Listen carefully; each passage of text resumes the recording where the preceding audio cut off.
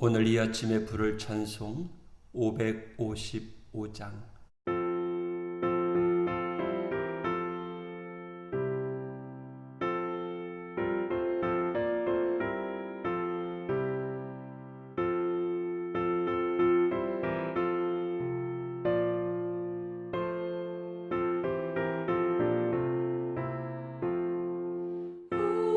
우리 주님 모신 가정 복되고도 복된 가정 괴로우나 즐거우나 주를 위해 살아가니 온 식구가 모여 앉아 즐겁게 찬송하니 지금까지 지내온 것 주의 크신 은혜로다. 주의 자녀 모여 앉아 주께 기도드리오니 가족들의 건강함과 화목함을 주옵소서. 슬플 때의 위로함과 괴로울 때 평안함을 험한 세상 살아갈 때 환난에서 구하소서. 주를 사모하는 가정 변치 않게 하시옵고 이 가정에 주의 은혜 넘쳐나게 하옵소서. 사시사철 주의 사랑 강물같이 흘러넘쳐 따뜻하고 평화로워. 창세기 25장 12절에서 26절까지의 말씀. 사라의 여종 애굽인 하갈이 아브라함에게 낳은 아들 이스마엘의 족보는 이러하고 이스마엘의 아들들의 이름은 그 이름과 그 세대대로 이와 같으니라. 이스마엘의 장자는 느바요시요 그 다음은 게달과 압부엘과 밉삼과 미스마와 두마와 마사와 하닷과 데마와 여둘과 나비스와 게드마니 이들은 이스마엘의 아들들이요 그 촌과 부락대로 된 이름이며 그 족속대로는 12 지도자들이었더라.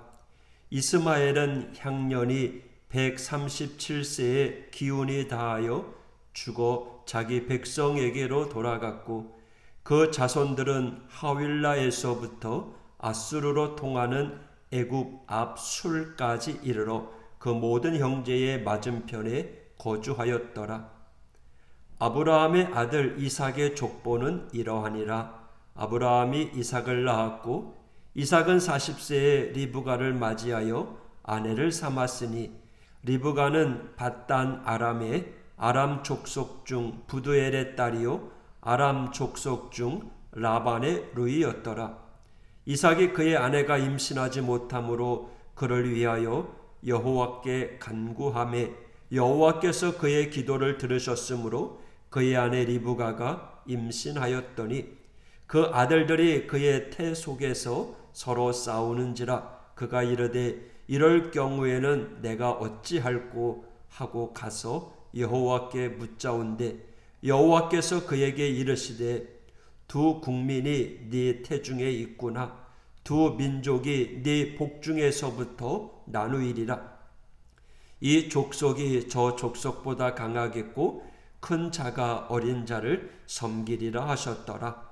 그 해산 기한이 찬즉 태에 쌍둥이가 있었는데 먼저 나온 자는 붉고 전신이 토롯 같아서 이름을 에서라 하였고 후에 나온 아우는 손으로 에서의 발꿈치를 잡았으므로 그 이름을 야곱이라 하였으며 리브가가 그들을 낳을 때 이삭이 60세였더라. 아멘. 오늘 20절 이삭이 40세에 리브가를 맞이하여 아내를 삼았으니 아브라함이 100세에 이삭을 낳았으니 이삭이 결혼할 때 아브라함의 나이는 140세였습니다. 그리고 손주 에서와 야곱이 태어날 때에는 160세였습니다. 그러니 아브라함은 손주들이 태어난 후에도 15년을 더 살면서 그들의 재롱과 자라는 모습을 보았을 것입니다.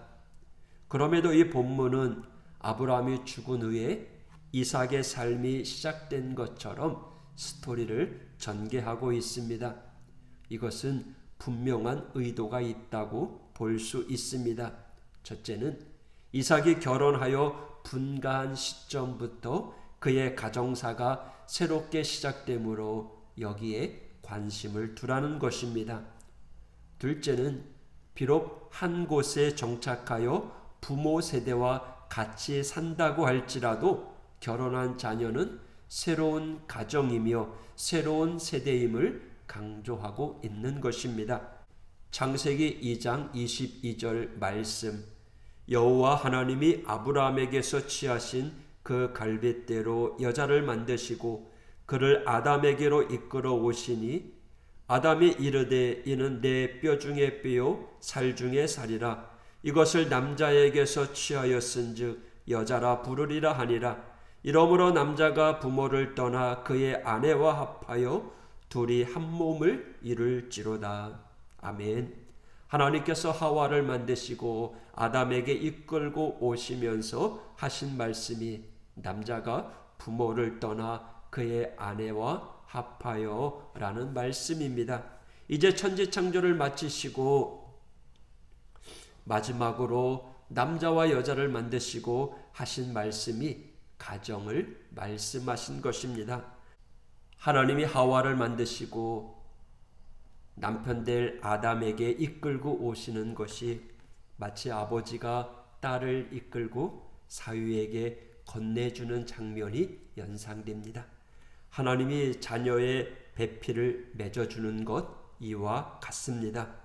비록 육신의 아버지의 손을 잡고 결혼하게 되지만 보이지 않으시는 하나님께서 손을 잡아 주셔서 부부의 연을 맺게 하시는 것입니다.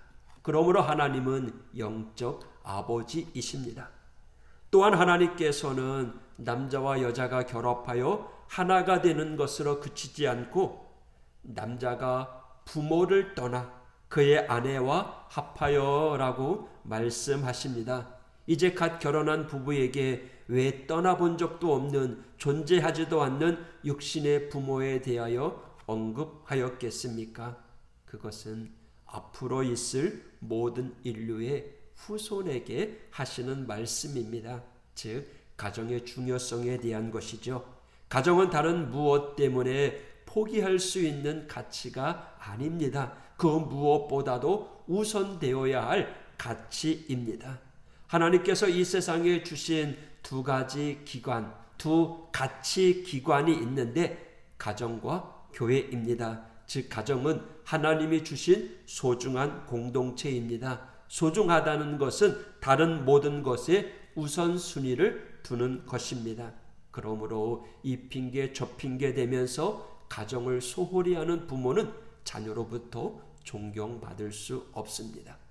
교회도 마찬가지입니다. 하나님의 일이 항상 우선순위에 밀리면 우리 역시 하나님으로부터 우선순위에서 밀려날 수밖에 없습니다.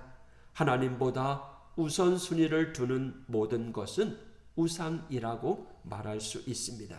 결국 사람은 우상의 떡을 먹은 죄로 인하여 하나님의 심판을 받게 되는 거죠. 오늘 본문 21절 이삭이 그의 아내가 임신하지 못함으로 그를 위하여 여호와께 간구하며 여호와께서 그의 간구를 들으셨으므로 그의 아내 리브가가 임신하였더니 아브라함이 언제 결혼했는지 모르지만 하나님을 만나 자손의 축복을 받은 후에 25년을 기다려 이삭을 낳았습니다. 물론 이삭은 아버지 아브라함보다 더 젊은 나이였지만 그 역시 결혼한 지 20년이 다 되도록 아이를 보지 못했습니다. 이에 이삭은 하나님께 간구했지요. 하나님은 그의 기도를 들으셨습니다. 이삭은 아버지 아브라함이 100세가 되어 하나님의 약속대로 자신을 낳았다는 것을 잘 알고 있었을 것입니다. 이삭 역시 아브라함을 통해서 하나님의 약속의 말씀을 들었기에 하나님이 반드시 자손을 줄 거를 믿었습니다. 그럼에도 이삭은 하나님 앞에 간구했습니다. 여러분, 성경은 우리가 하나님의 행하실 것을 알고 있다 하더라도 기도할 것을 권면하고 있습니다. 기도는 하나님이 들어주실 것을 믿고 기도하는 것입니다. 야고보서 1장 16절의 말씀이죠. 오직 믿음으로 구하고 조금도 의심하지 말라. 의심하는 자는 마치 바람에 밀려 요동하는 바다 물결 같으니. 아멘. 오늘 본문 25절 26절의 말씀입니다. 먼저 나온 자는 붉고 전신이 털옷 같아서 이름을 에서라 하였고, 후에 나온 아우는 손으로 에서의 발꿈치를 잡았으므로 그 이름을 야곱이라 하였으며. 어느 나라 어느 시대에도 마찬가지겠지만 이스라엘을 포함한 고대 근동에서도 이름을 짓는 것은 매우 중요한 의미를 가지고 있습니다. 에서는 털이 많고 몸이 빨갛다는 신체적 조건 때문에 붙여진 이름, 야곱은 그 이름대로 평생 남의 발 뒤꿈치를 잡는 야비한 행동의 대가가 되었습니다.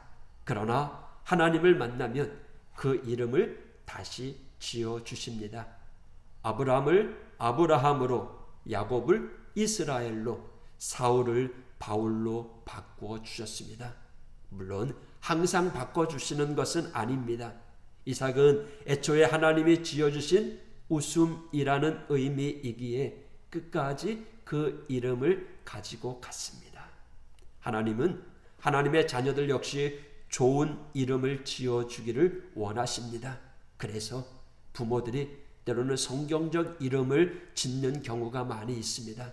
물론 법적인 이름을 짓는 것보다 더 중요한 것은 그 이름에 성경적인 의미를 부여하는 것입니다. 저희 아이도 그렇게 지었어요. 가은, 가영인데 가장 귀한 하나님의 은혜, 가장 귀한 하나님의 영광. 그래서 가은, 가영이라고 지었습니다. 여러분, 여러분이 지음 받았던 이름, 물론 부모님이 예수님 믿어서 믿음 안에 말씀 가운데 지어진 이름이었으면 좋겠고요. 만약에 그러지 못했다고 할지라도 여러분의 이름을 한번 성경적으로 그 의미를 해석해 보시기 바랍니다. 그리고 성경 인물의 이름들 가운데 하나를 선택해서 나는 그런 사람들처럼 되고 싶어. 하나님께서 또한 기도 가운데 여러분들이 어떤 하나님의 자녀가 되기를 원하시는지를 헤아리면서 그 이름에 걸맞는 삶을 살아가길 원합니다. 또 하나님은 저와 여러분에게 직분을 주셨습니다. 우리에게 주신 직분에 걸맞는 삶과 행동을 하며 하나님께 영광 돌리는 우리 믿음의 성도가 되어야 할 것입니다. 그리고 우리 하나님께서 우리를 어떻게 부르는가가 중요합니다. 물론 아들로, 딸로 부르십니다. 그러나 더 중요한 건 어떠한 사람으로 우리를 부르셨다는 거죠. 여러분, 각자 이 아침에 나를 향한 하나님의 음성, 또 나를 향한 하나님의 기대를 한번 헤아려 보십시오. 내가 어떠한 사람이 되길 원하시는가, 또 어떻게 하나님의 영광을 나타낼 수 있는가를 헤아리면서 오늘도 그 이름에 걸맞는 삶을 살아가는 우리 믿음의 성도가 되기를 축복합니다. 또 여러분의 가정이 하나님 은혜 가운데 행복한 가정, 오늘 하루도 축복의 하루가 되기를 축원합니다. 기도하겠습니다. 하나님 아버지 감사합니다. 하나님의 은혜로 세워진 아브라함과 이삭과 야곱의 가정, 오늘 우리들에게 부어주신 하나님의 은혜가 차고 넘치는 우리의 교회와 가정, 하나님 오늘도 하나님이 함께 계심에 우리는 소망을 갖습니다. 주님, 오늘 하루도 우리를 부르신 하나님의 뜻에 맞는 삶을 살아가는 우리 믿음의 성도들 되게 하여 주옵소서. 주님과 함께 동행하는 그 길이 때로는 고난의 길이라고 할지라도 우리의 시선을 고난으로 향하는 것이 아니라 나와 동행하시는 임마누엘 되시는 예수님을 바라보며 그 주님과 손잡고 나아가는 복된 하루가 되게 하여 주옵소서. 오늘도 우리 하오교회, 우리 모든 성도들의 가정이 행복한 교회, 행복한 가정이 될 수 있도록 주님 인도하여 주옵소서. 예수님 이름으로 간구하며 기도했습니다. 아멘. 별을 지나 하나님 품으로, 보혈을 지나 아버지 품으로, 보혈을 지나 하나님 품으로 한 걸음씩 나가네.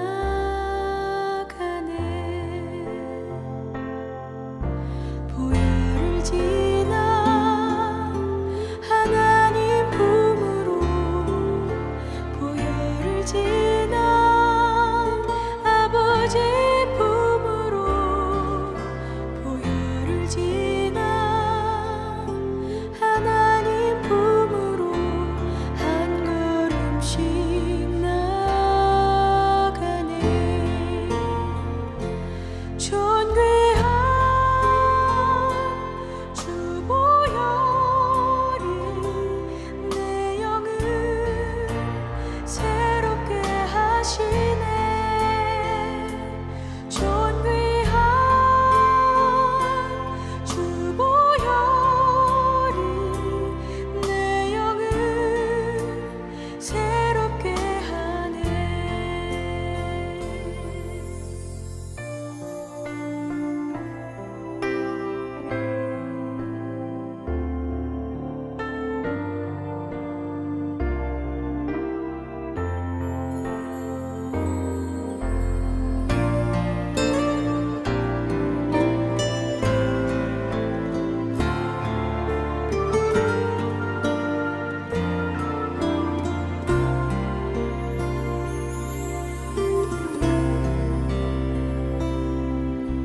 보혈을 지나 하나님 품으로, 보혈을 지나 아버지 품으로, 보혈을 지나 하나님 품으로 한 걸음씩 나가네. 존귀한 주 보혈이 내 영을 새롭게 하시네. 존귀한 주